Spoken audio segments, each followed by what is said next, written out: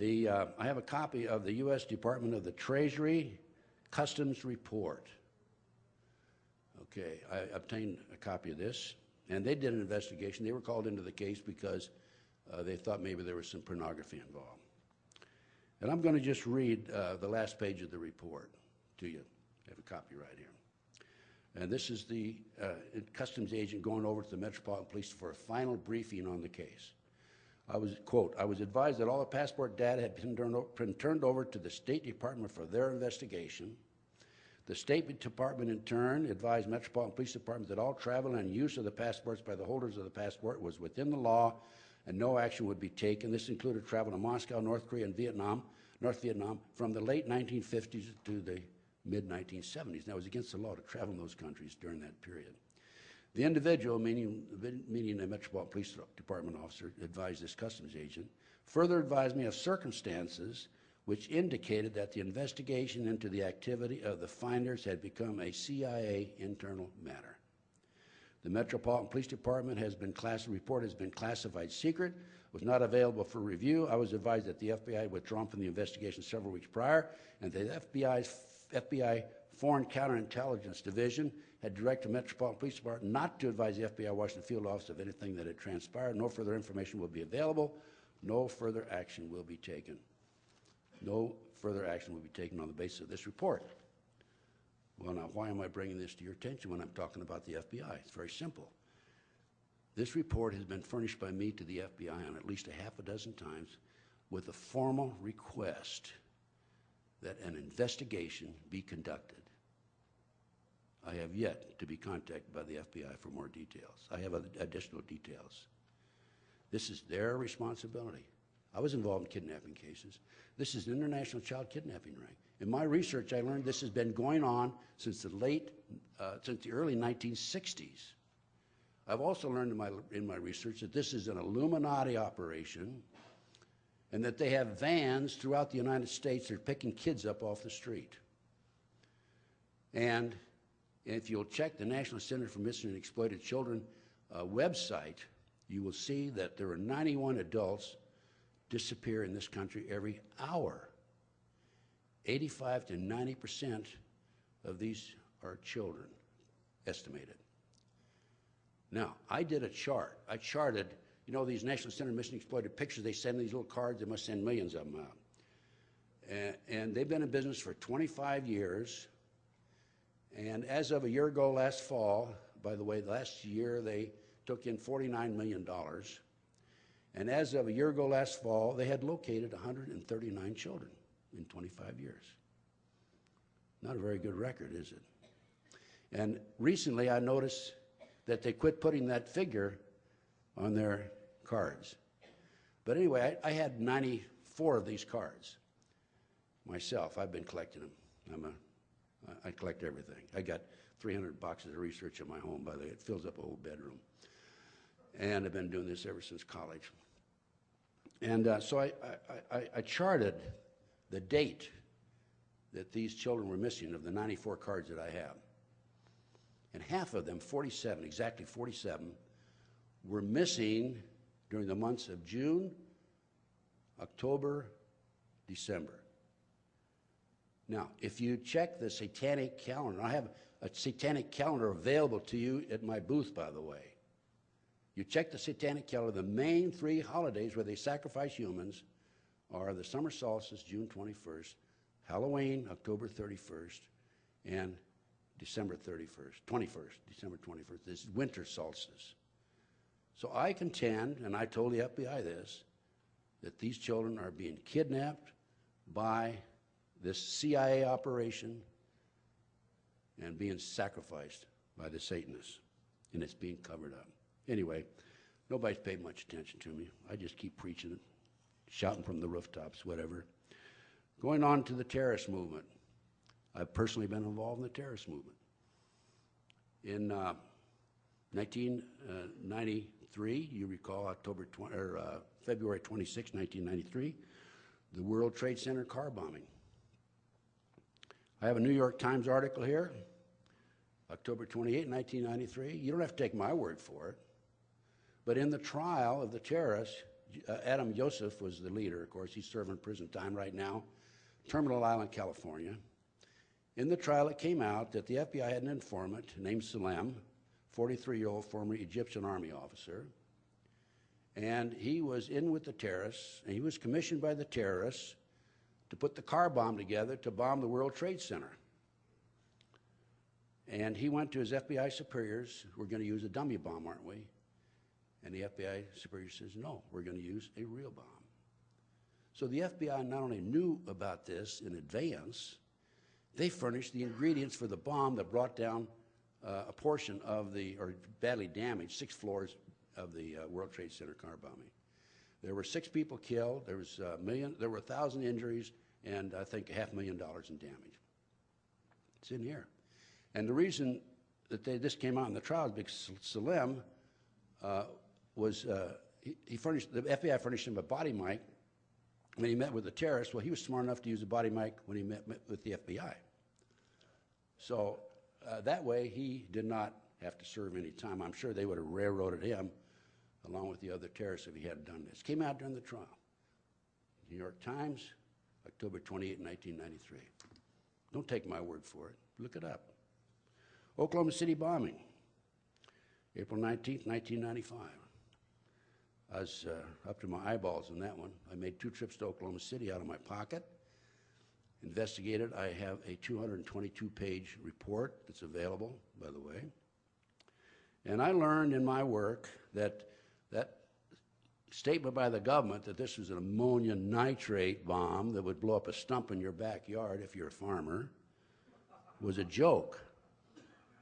Okay, that bomb, and I can document this, was a highly classified bomb developed in the early 1980s, and it was so highly classified that Ronnie Reagan put it in the storage someplace and said, don't talk about it to anybody that was involved in it. I happen to know about the fact that the bomb was exploded in Area 51. The night it was exploded there, I was with a group of people in Palm Springs. We were in a hotel room waiting to see what the results were. These are intelligence-type individuals. I do have a few friends around, not many, but a few in the business. And we learned that it was underestimated. A technician died, and another technician was injured. It was so powerful.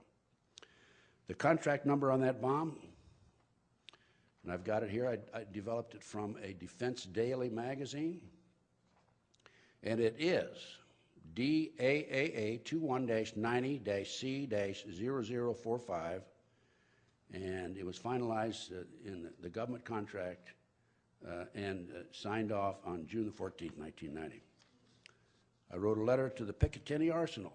Picatinny Arsenal has all contracts for the government available to the public. I received a response back. In response to your request, amended Freedom of Information Act, request for a copy of contract number so on and so forth. After review, research of your request, please be advised that no information pertaining to that contract number has been located. If you have any questions, please call us. I wrote a letter to Dyno Nobel. Dyno Nobel happens to be the manufacturer of that particular bomb. Never got a response back. I wrote that September the 21st. Firehouse Magazine. The editor of Firehouse Magazine wrote this article. And in the article, he points out that, by the way, the information he obtained was from the Oklahoma City Fire Department. He points out that there were 4 unexploded devices taken out of the building. He has the date and the time that they were taken out. The rescue attempts were discontinued for 5 hours while men in blue work clothes came in and carried boxes out. Bill Clinton, in a speech, and this appeared in the American Free Press. If you didn't subscribe to it while you're here, you should. June the 12th, 1995, while speaking in Hanover, New Hampshire, said the bomb that blew up the federal building in Oklahoma City was a miracle of technology. So now we find out that ammonium nitrate bombs are a miracle of technology. Okay, I learned, because of the work that I did in Oklahoma City, the defense team interviewed me for 4.5 hours, and I learned that through my other sources, an inside investigator that there were at least 11 other people involved in Oklahoma City. And now most recently, Terry Nichols has identified the person who coordinated the Oklahoma City bombing as Larry Potts, number 2 man in the FBI. I have a lot, I only have about 6 or 7 more minutes, so I've got to skip over quite a bit of my plans here. So what's happened to me? Well, 911, I was going to go over 911. I have documented proof that the FBI was furnished information in advance about 911 on March the 20th, 2001. And at that time, my source, who was CIA for some 20 years, furnished the information to FBI agent Keith Kutry of the Williamsport, Pennsylvania Resident Agency, and specifically told him who was coordinating forthcoming terrorist attacks in the United States, had information on the movement of Soviet-made shoulder-fire missiles, was coordinating forthcoming skyjacking, coordinating bombings, and the FBI knew the identity of sleepers in the United States. My source furnished the FBI with an Arab who was in with the terrorists, who was preparing false IDs for 4,500 terrorists around the world. The FBI interviewed him after 9/11, Mr. Kutry did, and threatened him with prosecution and deported him. He and his family have since been executed. Okay, I only have a couple of minutes. I said earlier there's a covert-overt operation. I also said that there are a lot of good people in the FBI, the CIA, NSA. I'm in the process now of preparing a report for the Senate Intelligence Committee, and I want to just give you the introduction to this report. Based on my 28 years experience, I'm reading from my report, and research, I've determined there are thousands of victims who have been targeted by an illegal U.S. government rogue criminal enterprise that is active 24 hours a day throughout the United States. And networks of victims who work with me have reached the same conclusion based on 1, their personal experiences, 2, the significant number of victims, and 3, the extent and intensity of the harassment. It is far too active to be operated and controlled by private enterprise.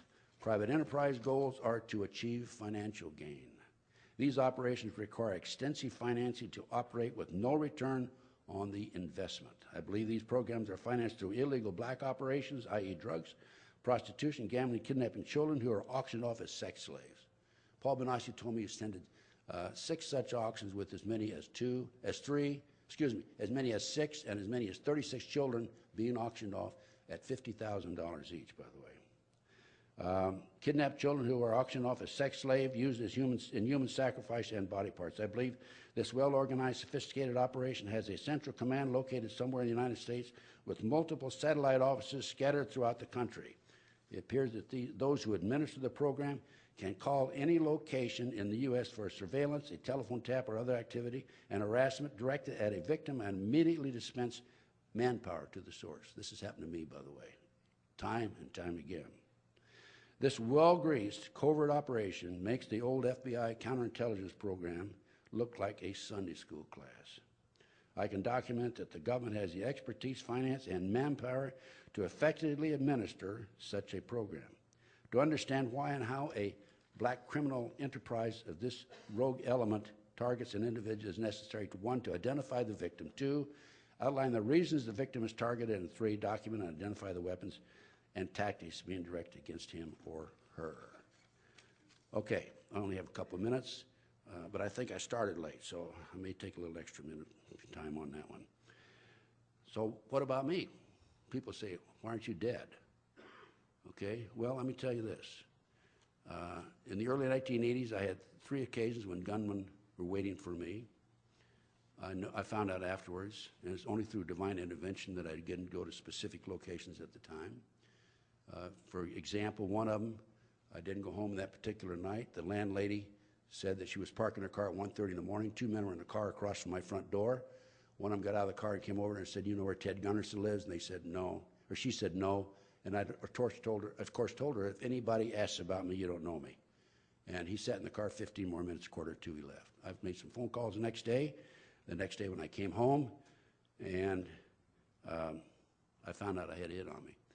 And I went in to see some certain people, got that hit taken off, and I learned that there was a second hit on me by satanic cults out of Florida and Houston. And I was a little